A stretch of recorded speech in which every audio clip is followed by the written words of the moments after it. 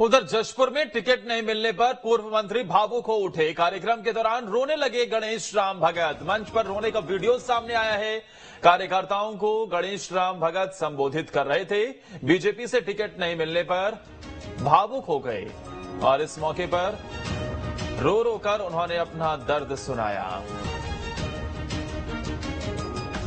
पूर्व मंत्री हैं गणेश राम भगत, जो कि टिकट न मिलने को लेकर भावुक हो गए।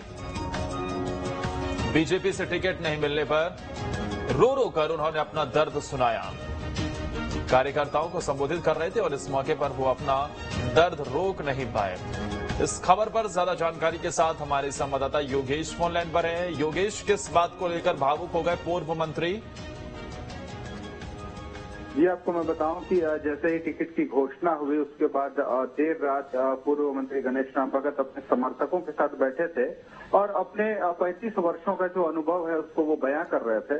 और इसी दौरान वो भावुक हो उठे और भावविवल होकर उनकी आंखों से आंसू छलकने लगे।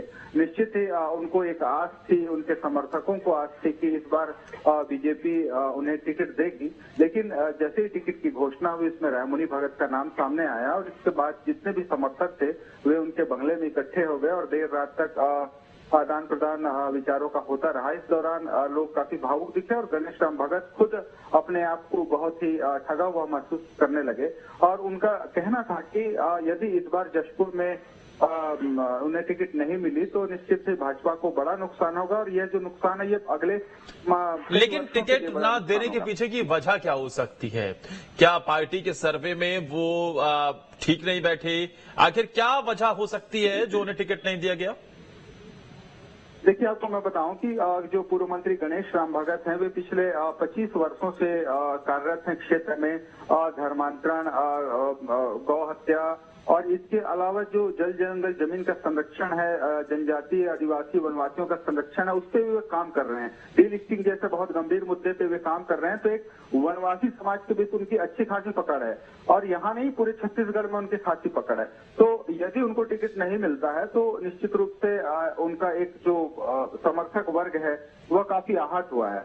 और जहां तक बात करें संगठन की, तो जो जिला संगठन है यहाँ से उनका नाम नहीं भेजा गया था, लेकिन जो संघ के सूत्रों से पता चला कि संघ की ओर से उनका नाम प्रस्तावित किया गया था जी।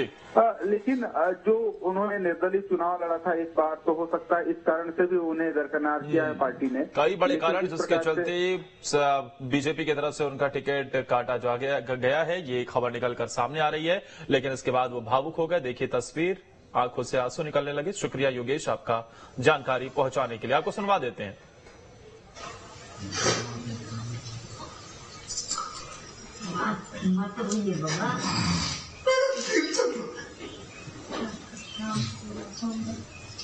इतनी बड़ी घटना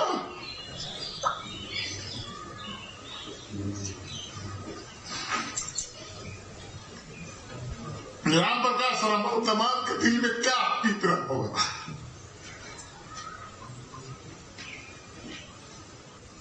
हम सीरियसली नहीं ले रहे।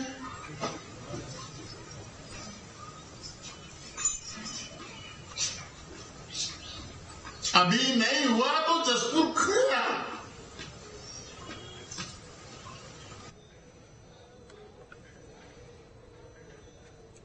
चुनावी मौसम है और